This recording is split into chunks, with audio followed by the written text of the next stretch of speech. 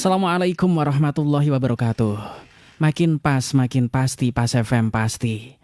Bismillahirrahmanirrahim. Mitra Pas FM yang dirahmati Allah, pertama-tama segala puja dan puji hanyalah milik Allah Subhanahu wa Ta'ala.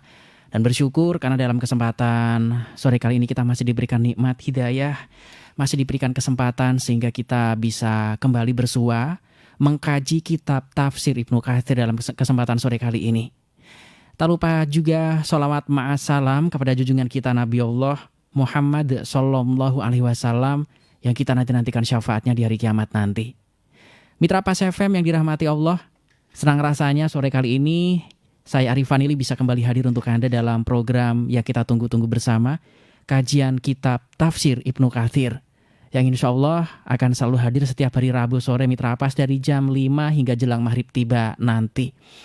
Dan tentunya nanti akan ada kesempatan Anda bisa berdiskusi bersama kami ya setelah ada pemaparan, karena sore kali ini kita sudah sampai pada ayat yang ke-91 masih di surat Al-Mu'minun, meneruskan episode sebelumnya Rabu lalu Mitra Pas. Nanti Anda bisa berdiskusi melalui WhatsApp ya.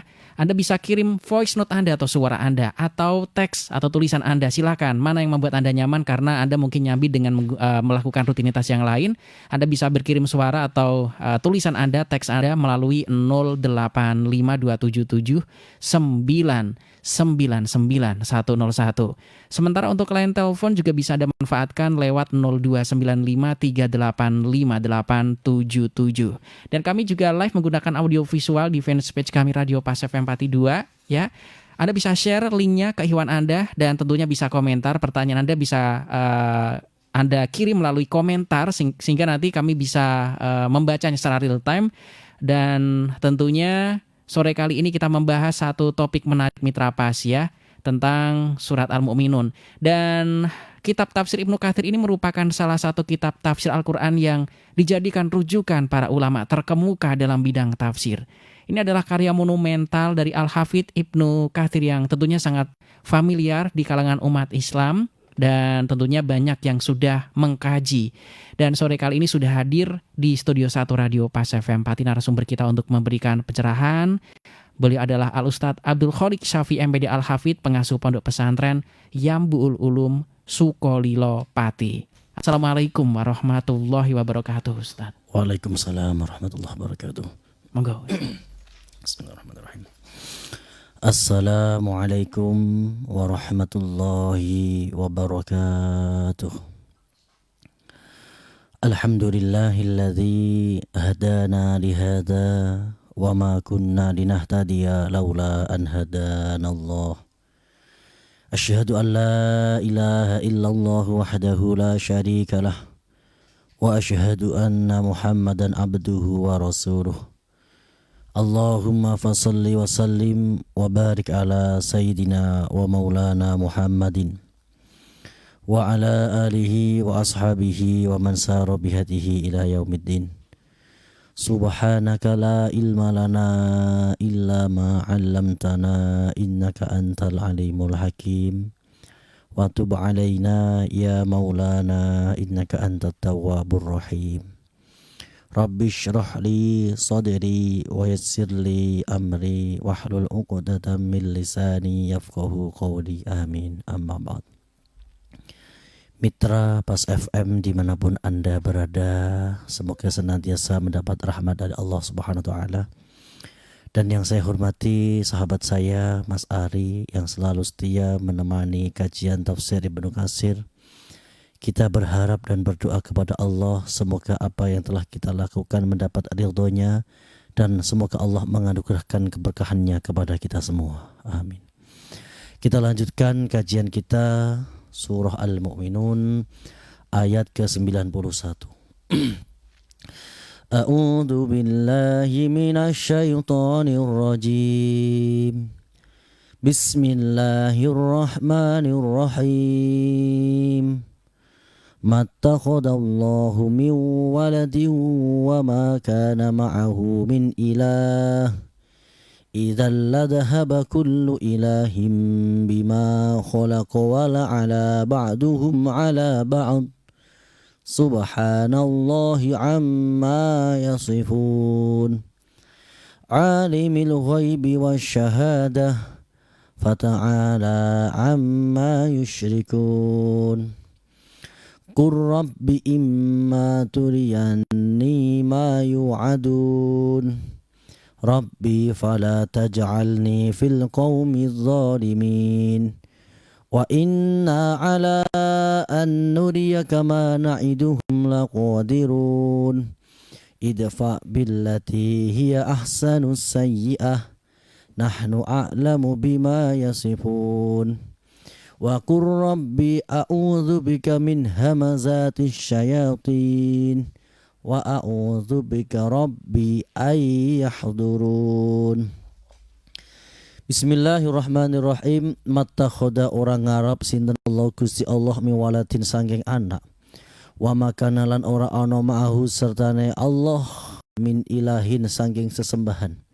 Idzan yen koyok mengkono iku la dhahaba yaktine rusak sapa kullu ilahin saben-saben pangeran bima kelawan barang kholaqo kang agawe sapa kullu ilan wala alalan menawa-menawa sapa ba'dum sebagian ilah ala ba'din ngalahaken ing ngatasé sebagian kang liya. Subhanallahi maha suci Allah amma saking barang yasifuna kang padha nyifati sapa wong-wong iku kabeh. Alimul ghaibi utawi Allah alimul ghaibi sifate Allah iku ngawaruhi perkara-perkara kang ghaib wasyahadati lan perkara kang ngedeng. Fata'ala lan maha suci sinten Allah amma saking barang yusyrikuna kang padha musyrik kabeh kang padha nyekutuaken sapa wong-wong kafir. Dalam ayat ini Allah Subhanahu wa taala ini membersihkan yunazzihu ta'ala nafsahu an ayyakuna lahu waladan au syarik fil mulk. Allah menyucikan zatnya bahwa keberadaan Allah ini wahdaniyah, esa, tanpa adanya syarik sekutu apapun. Dan juga tanpa adanya walad, anak. Sebagaimana klaim dari orang-orang kafir bahwa Tuhan itu mempunyai anak, Tuhan mempunyai keluarga, maka Allah menjawab itu dengan mattakhadallahu min waladin. Orang Nasrani mengatakan Isa adalah putra Tuhan, kemudian orang Yahudi mengatakan Uzair adalah putra Tuhan. Ini semuanya tidak benar. Ini adalah hasil pemahaman mereka, pemahaman yang keliru. Lau qudira ta'addudul ilah lana farrada kullu minhum bima khalaqa. Apabila Tuhan ini lebih dari satu, maka setiap Tuhan ini akan mempunyai hasil karya yang berbeda-beda, mempunyai penciptaan yang berbeda. Dan tentunya Tuhan-Tuhan jika ini jumlahnya banyak, ini akan lebih mengunggulkan, lebih mempunyai dominasi atas Tuhan-Tuhan yang lain. Jadi perkataan keyakinan bahwa Tuhan itu ta'addud, lebih dari satu, itu adalah sebuah keyakinan yang tidak rasio, yang tidak masuk akal. Seperti dicontohkan, apabila Tuhan itu lebih dari satu, Tuhan yang pertama menginginkan adanya hujan, Tuhan yang kedua menginginkan adanya kemarau, kemudian Tuhan yang ketiga menginginkan adanya musim semi. Tentu semuanya akan berebut.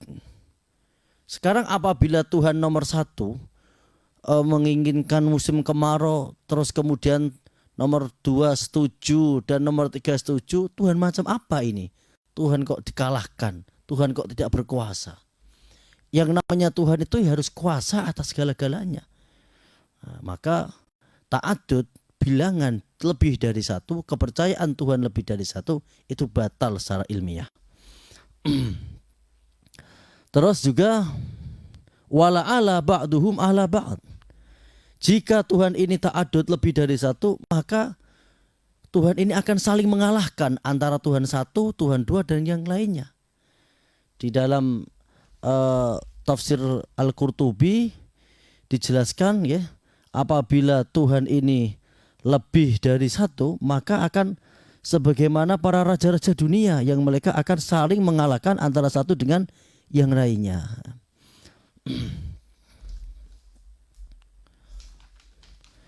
Kemudian kita lanjutkan ayat berikutnya, subhanallahi amma yasifun.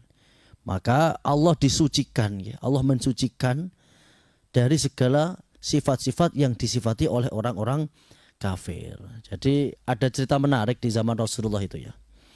Suatu saat Rasulullah itu ditanya oleh orang kafir, wahai Muhammad, manggilnya masih pakai Muhammad karena dia belum iman. Bagaimana mungkin Tuhan cuma satu?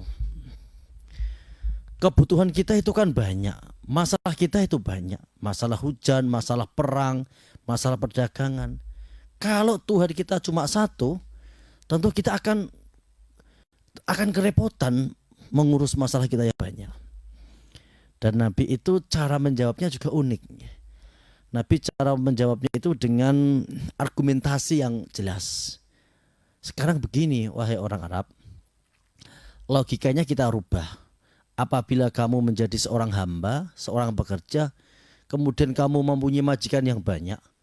Majikan pertama memerintahkan A, majikan yang kedua memerintahkan B, majikan yang ketiga memerintahkan C, begitu seterusnya.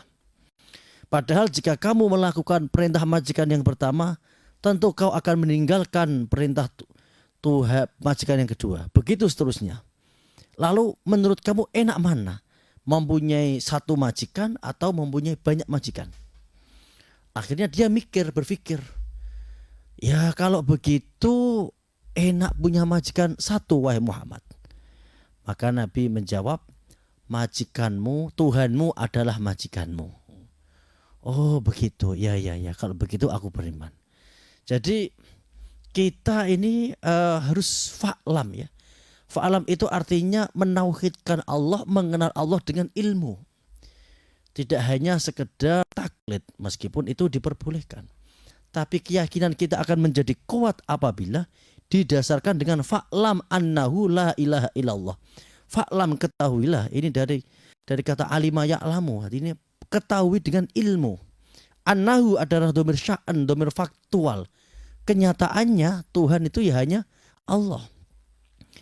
Patung-patung yang dipahat, dijadikan dewa-dewa kemudian disembah. Kenyataannya, faktanya itu batu, faktanya itu kayu. Manusia yang disembah-sembah, manusia yang dijadikan bagian dari Tuhan, nyatanya manusia. Yang Allah mensifati Isa dan Bunda Maria, kana yakulanit to'am. Nabi Isa, Bunda Maria adalah dua insan yang mengonsumsi makanan. Bagaimana mungkin logika kita meyakini adanya Tuhan dari manusia?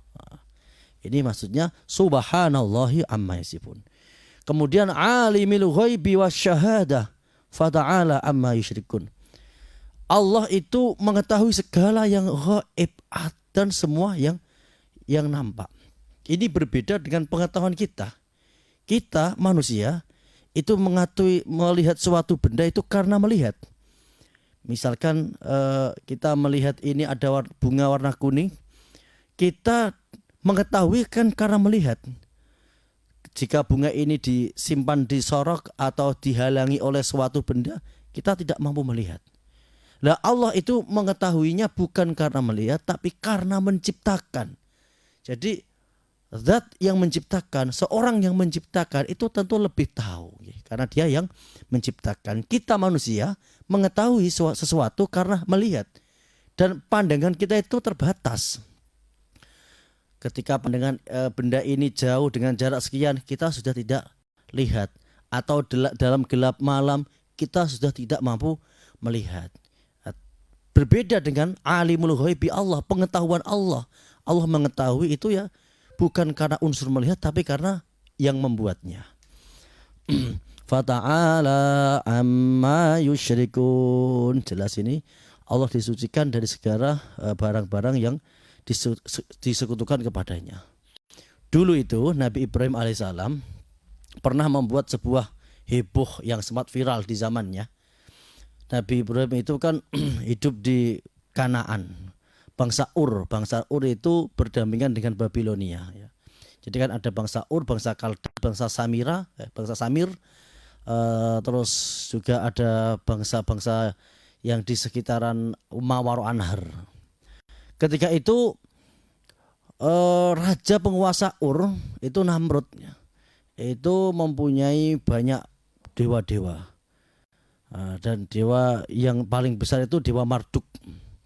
Setelah ada sebuah perayaan, mereka keluar untuk melihat sebuah karnaval perayaan sebuah negara. Ibrahim secara menyelinap kemudian menghancurkan semua berhala-berhala itu, dihancurkan semua. Dan perkolnya, alat penghancurnya ini diletakkan di tangannya Dewa Marduk, dewa yang paling besar. Nah, akhirnya setelah diketahui, ini menjadi viral dan menjadi heboh. Setelah punya usut, ketahuan bahwa ada seorang pemuda yang sudah lama sekali itu menampakkan ketidaksetujuannya kepada berhala, maka dipanggillah Ibrahim. Terus Ibrahim ditanya, "A'anta fa'alta hadza bi alihatina ya Ibrahim?" Apakah kau yang melakukan pengerusakan kepada Tuhan-Tuhan kami ini Ibrahim? Ibrahim dengan cerdas menjawab, "Qala bal fa'alahu kabirhum hadza fa'as'aluhum in kanu yantikun."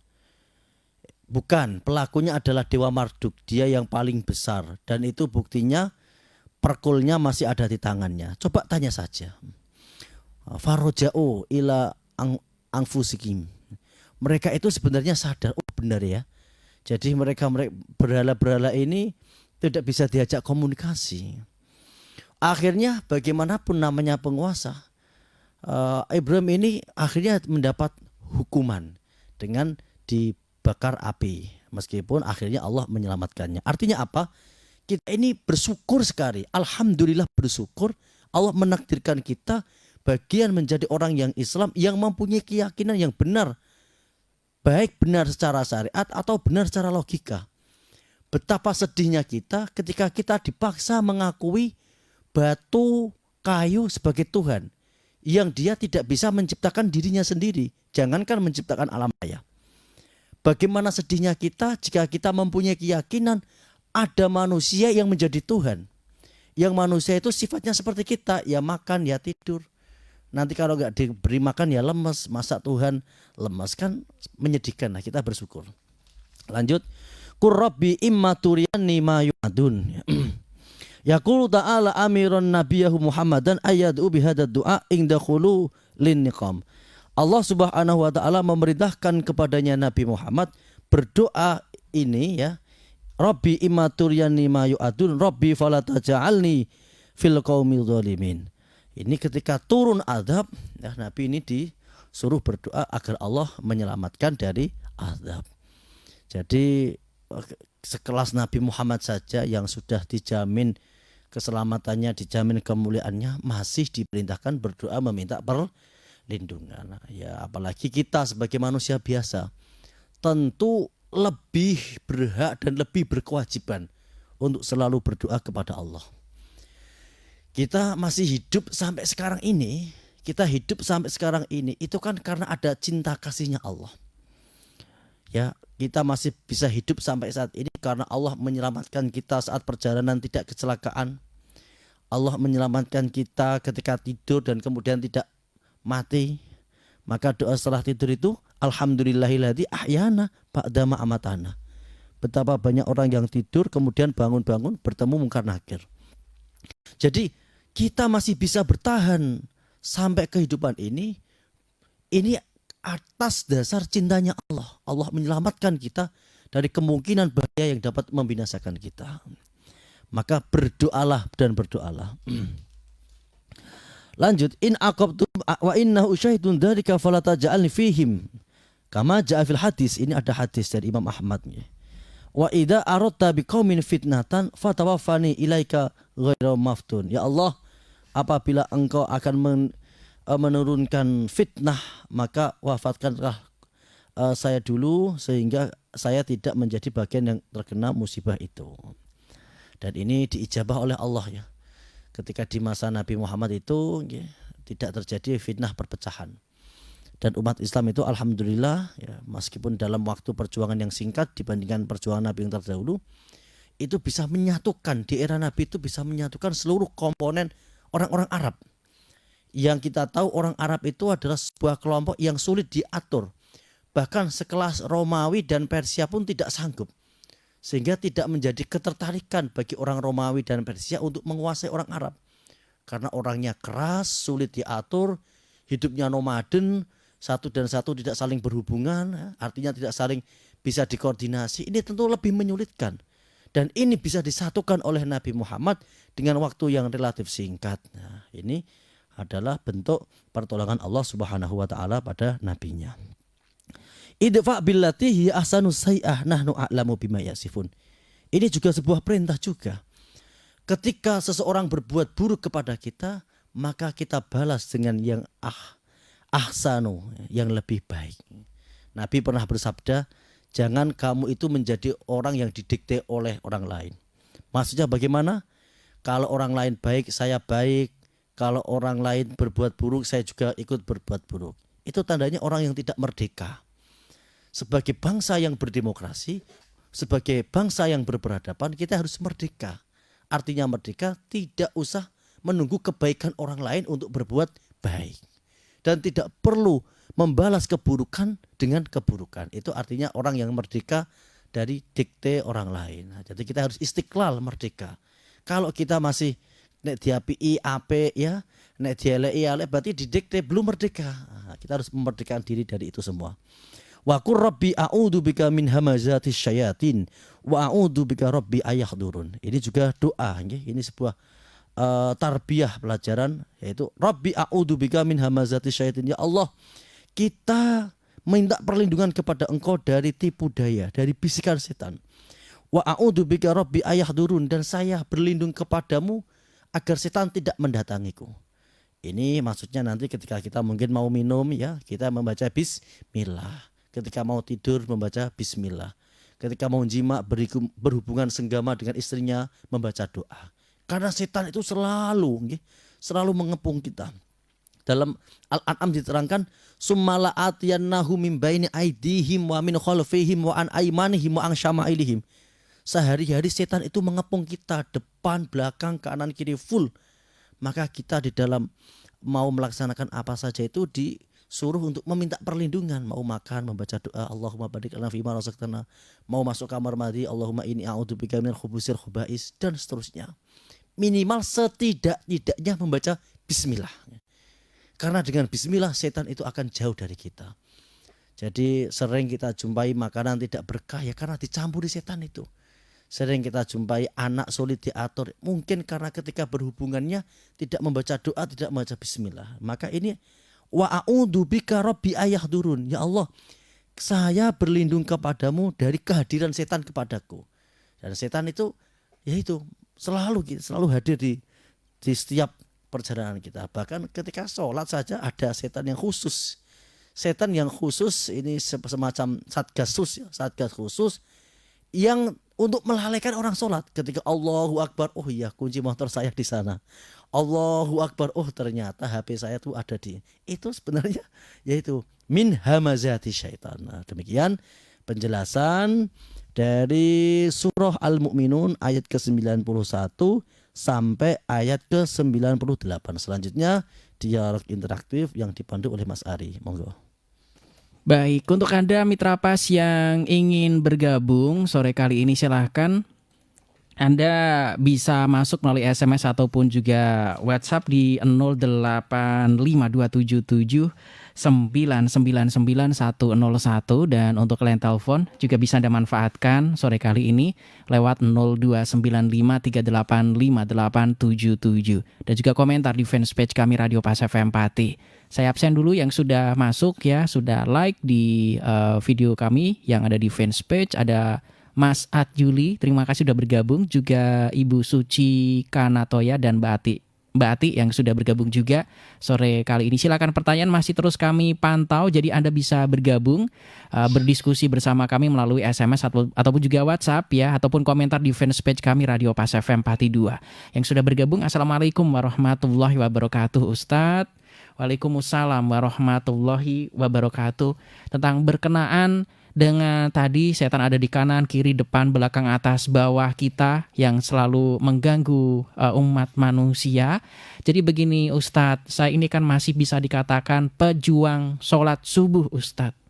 Sholat subuh saya ini kadang kacau, kadang bisa meskipun juga tertatih-tatih bangkit kemudian melaksanakan ibadah sholat subuh, kadang juga banyak bablasnya. Dari Nur Rohim yang sore kali ini sudah bergabung, mohon pencerahan bagaimana ini, karena memang yang disampaikan Ustadz tadi kok ada benernya, karena ketika kita ingin melakukan sholat itu beratnya minta ampun, ada yang seperti itu juga kadang Ustadz, makanya ada istilah pejuang subuh katanya. Mohon pencerahannya Ustadz, monggo. Ada cerita menarik yang ada korelasinya dari pertanyaan Mas Nur Rohim tadi. Suatu saat Nabi itu berjalan bersama Bilal. Pada waktu itu Nabi kelelahan dan sudah jam 3, artinya sudah hampir subuh. Nabi berpesan kepada Bilal, wahai Bilal, saya itu ngantuk banget, saya mau istirahat, tolong kamu ini jangan tidur ya. Nanti setelah datang waktu subuh tolong saya dibangunkan. Dan ternyata kedua-duanya bablas semua. Nabi juga sampai siang, Bilal juga sampai siang. Dan dijelaskan Nabi itu terbangun karena sengatan sinar matahari. Sengatan sinar matahari itu kalau sudah sengat itu jam 8 berarti kan.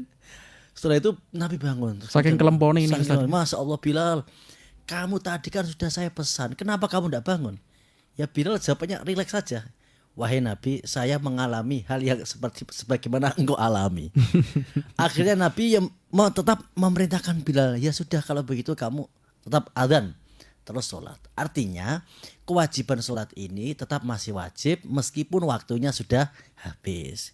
Yang penting tidak disengaja. Ya. Kita sudah berusaha Mas Arif ya, Mas Rohim, Mas Abdurrahim, kita sudah berusaha, tapi ternyata bangun kita kesiangan. Ya tidak apa-apa, sholat saja. Ya. Jadi di dalam nanti itu ada menjadi perdebatan di dalam ilmu fikih ya, itu menjadi dalil bagaimana ada sholat qadha. Jadi meskipun waktunya sudah habis itu tidak menghilangkan kewajiban sholat, tetap sholat meskipun bangunnya kesiangan, tapi harus diusahakan. Dengan cara apa? Ya kalau malam itu jangan begadang lah. Insya Allah kalau kita meniru cara Nabi itu tidur di awal malam, ketika sesudah Isya itu langsung tidur. Dan ada sebuah keterangan makruh ya, sesudah Isya itu jagung-jagung tanpa ada manfaat, karena itu nanti bisa mengganggu di saat bangun subuh. Demikian. Baik, untuk ada mitra pas yang ingin bergabung kembali, monggo. Masih banyak waktu, Anda bisa masuk melalui SMS ataupun juga WhatsApp di 085227999101. Kemudian untuk line telepon juga bisa Anda manfaatkan lewat 0295385877. Yang sudah bergabung kembali, Assalamualaikum warahmatullahi wabarakatuh Ustadz. Waalaikumsalam warahmatullahi wabarakatuh. Baik Ustadz, ini dari Mas Jamil menanyakan, Ustadz kadang kita ini kan di luar kuasa kita emosi Ustadz. Terkadang ya kita menjadi orang yang jadi pemimpin lah, katakanlah jualan, punya anak buah Ustadz. Terkadang kita bablas untuk sebetulnya niatan kita itu baik supaya mendidik. Nah, cuman didikannya orang jalanan kan seperti itu ya Ustadz ya, kadang terlalu kasar mungkin bagi teman kita atau relasi bisnis kita atau pegawai kita, sehingga kita kesannya juga marah-marah seperti itu. Atau apakah ini sebuah kezaliman Ustadz? Karena memang ketika saya di rumah setelah jualan itu tak pikir-pikir kok saya kebangetan tadi marahi anak buah saya seperti itu. Soalnya kalau nggak digitukan nggak ngerti-ngerti Ustadz. Saya takut dikirain zalim. Mohon pencerahannya ini, monggo. Ini ada penjelasan dari ini, saya kebetulan saya bawa tafsir Al-Qurtubi ya. Jadi dari ayat a'udzubika min hamazati syayatin ini ada penjelasan amarallahu ta'ala nabiyahu wal mu'minin bitta'awudi minasyaitani fi hamazatihi wa hiya suratul ghadab allati la yamlikul insanu fi nafsahu. Ini pas ini. Jadi Allah itu memerintahkan kepada nabinya dan orang mukminin untuk berdoa dengan a'udzubika min hamazati syayatin. Karena hamazati syayatin ini nanti implikasinya, akibatnya orang itu akan al-ghadab allati la yamliku al-insan fiha nafsahu. Marah yang kebablasan sehingga ia tidak bisa mengendalikan. Jadi seorang yang marah terus kemudian kebablasan dan tidak bisa mengontrol diri, ini bagian dari hamazati syayatin. Nah, ini pas tepat saya membawa tafsir Al-Qurtubi ya. Jadi kalau Al-Qurtubi itu lebih panjang penjelasannya. Jadi maka bagi Bapak siapa tadi? Yang sudah bergabung tadi. Bapak siapa tadi namanya? Ya pokoknya itulah nanti ini obatnya ini Bapak ya. Kita memperbanyak. Ini khusus setiap ba'da sholat dibaca 3 kali atau 7 kali. A'udzubika min hamazati syayatin. Karena hamazati syayatin ini Al-Qurtubi memberikan penjelasan wahia suratul ghadab allati la yamlikul insan fiha nafsahu. Yaitu mempengaruhi manusia untuk marah-marah sehingga tidak bisa mengontrol amarahnya. Maka silakan Bapak nanti ini tepatnya ayat keberapa tadi ini? Ini ayat ke-98 ya, ditulis Al-Mu'minun ayat 98 dibaca setiap sholat, habis sholat lah minimal 3 kali. Nanti insya Allah penyakit marahnya yang itu nanti bisa sembuh. Demikian. Oke, ini yang sudah bergabung tidak ada namanya, ini Ustaz dari hamba Allah saja dari 4933. Kalau tidak berkenan memberikan nama tidak apa-apa, nanti kita bacakan dari hamba Allah saja. Yang sudah masuk kembali, Assalamualaikum warahmatullahi wabarakatuh Ustadz. Waalaikumsalam warahmatullahi wabarakatuh. Begini Ustadz, saya ingin bertanya tentang Nabi Ibrahim alaihissalam. Berapa tahun jaraknya antara Nabi Ibrahim sampai dengan Nabi Muhammad sallallahu alaihi wasallam? Terima kasih atas penjelasannya dari 4933. Monggo Ustaz. Wah, ini kalau disuruh menyebutkan angka ini keberatan ya. Jadi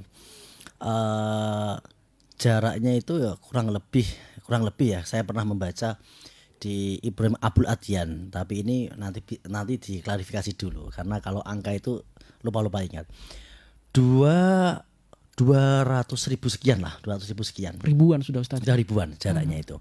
Karena kan Ibrahim kemudian mempunyai putra Ismail nanti mempunyai putra Said Adnan sampai kepada Nabi itu kan nasabnya menghafalnya ini nggak hafal semua saya. Jadi Nabi Muhammad bin Abdullah bin Abi Thalib, kemudian bin Hasim bin Abdul Manaf bin Qusay bin Kilab, terus kepanjangan itu panjang sekali.